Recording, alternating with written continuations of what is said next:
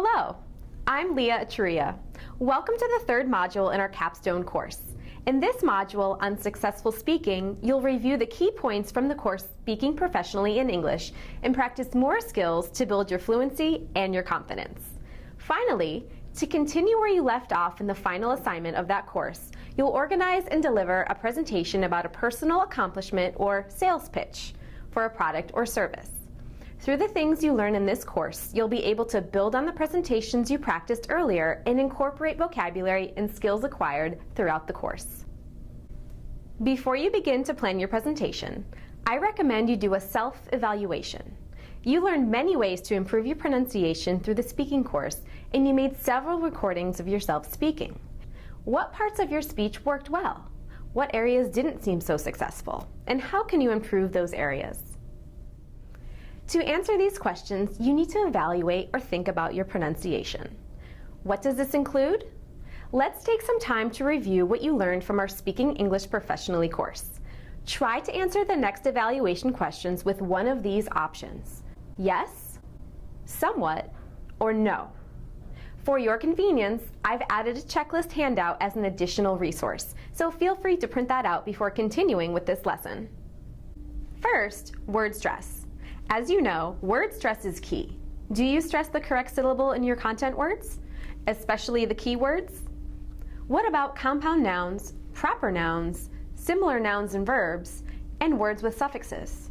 Are you putting the stress on the right syllable? Let's do a quick review for some of these words. Where should the stress be in these words? Check your answers while listening to the correct pronunciation.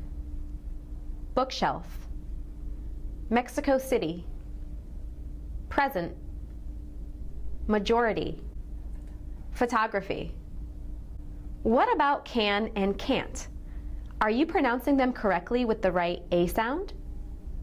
Can your listener understand when you say a teen number or a 10 number? How about your word endings? Are your past tense ED verbs clear and easy to understand? What about words with S endings? Are you pronouncing them correctly?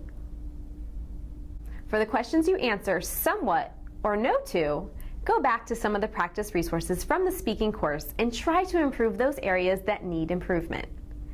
Next, let's evaluate your sentence stress and intonation.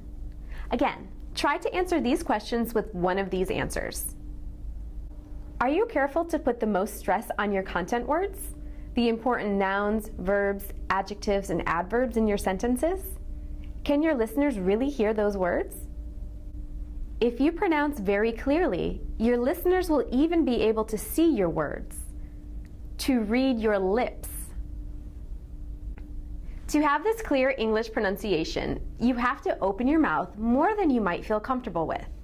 Next time you watch a movie or an American newscast, notice how the actors or broadcasters open their mouths when they speak, all to make it easier for you to understand them. So as you practice, remind yourself to relax and open your mouth. If you just keep doing it, it will become easier and it will make you easier to understand. What about your intonation? Does your voice rise at the end of yes/no questions? Does your voice rise and fall on the last important content word in a statement or WH question? Does your intonation signal to your listener when you've finished a sentence or asked a question? Next, what about your speed and volume? Do you remember not to rush and speak slowly? Do you pause before and after important points to give your listeners time to think about your message and to give yourself time to take a breath, to relax? Speaking too fast without much pausing is a sure way to lose your listeners' attention and your focus. Let's think about your volume this time.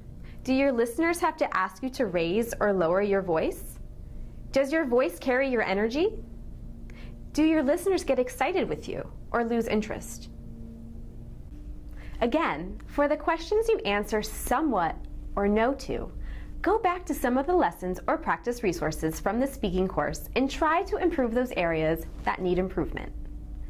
Aside from pronunciation, the way you organize your presentation or pitch will affect how you sound. Think about the 3 tells you learned about in the speaking class. It's also a great idea to include appropriate transition words like first, second, third, or first, next, and finally. If you are easy to understand, your listener will enjoy the experience and want to build a relationship with you. To review organization, look again at Lesson 1 in Module 5 of our Speak English Professionally course. Once you evaluate your skills, you'll know what you need to focus on as you go forward. Now, I want to end this lesson with 2 very different activities to strengthen how you look and how you sound. As a teacher and a presenter over the years, I know that shaky nerves are probably the biggest reason speaking moments just don't go well. When you feel nervous, your body language and your pronunciation can really look and sound bad. And when you're communicating a new language, shaky nerves can happen anytime. So what can you do to calm those nerves? I think we've all said it, but I'll repeat it. Practice, practice, practice. And I don't just mean for a special event, an interview, a meeting, or a presentation. I mean, speak English as much as you can in everyday situations. Engage in lots of small talk and phone conversations. Find people you can practice English with, and then do it. Another way to calm your nerves is to practice how to relax. In today's fast, stressful world, learning how to relax is an important skill. And if you do it, it will help your speaking as well as reduce your stress. The simplest cure for a stressful speaking moment is to slow down and breathe. Breathe deeply. Breathe in and breathe out. This deep breathing feels good and produces a calming feeling. As I mentioned in the Speak English Professionally course, practicing the power pose developed in Amy Cuddy's TED Talk is another way to boost your confidence and calm your nerves. Finally, if you want to try something that's fun, challenging, and another great way to practice and improve your fluency, give yourself a tongue twister workout. Do you know any tongue twisters? She sells seashells by the seashore. Peter Piper picked a peck of pickled peppers. Unique New York. Try that one 3 times in a row. Unique New York, unique New York, unique New York. In many speaking classes, tongue twisters always make everyone laugh. So be sure to do them with a friend or family member, especially a very young family member. Record them on your phone and share them. In fact, your smartphones are another great tool. Use them to film or record yourself. Evaluating your speech carefully and identifying your strengths and weaknesses is a very important part of improving your overall speaking skills. In this lesson, you are doing a self-evaluation by reviewing the important speaking skills you'll need for your final assessment in this course and for your own professional success.